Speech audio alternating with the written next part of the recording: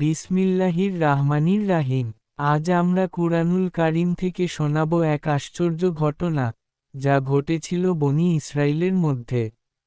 এটি একটি হলুদ গাভী ও একটি খুন হওয়া মানুষের ঘটনা। এক ধনী মানুষ খুন হল। সবাই তর্ক শুরু করল, খুনিকে? কেউ সত্য স্বীকার করল না।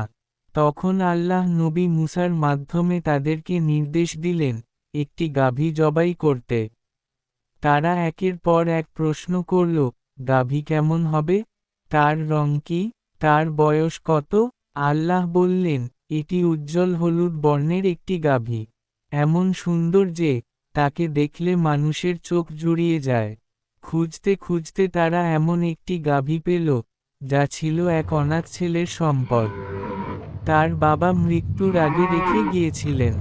অবশেষে তারা বাধ্য হয়ে অনাথ ছেলের কাছ থেকে মোটা দামি গাভীটি কিনল। আল্লাহর আদেশে তারা গাভী জবাই করল। তারপর সেই গাভীর একটি অংশ দিয়ে মৃত ব্যক্তিকে আঘাত করা হলো। হঠাৎ মৃত ব্যক্তি জীবিত হয়ে উঠল। তিনি উঠে বললেন, আমাকে কে হত্যা করেছে? তারপর খুনির নাম প্রকাশ করলেন।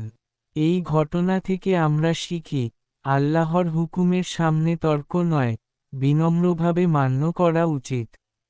আর অন্যায় করলে তা গোপন থাকে না, একদিন আল্লাহ প্রকাশ করে দেন। হাদিস ও কুরআনের আলোকে এরকম সত্য ঘটনা জানতে চ্যানেলটি লাইক ও সাবস্ক্রাইব করতে ভুলবেন না।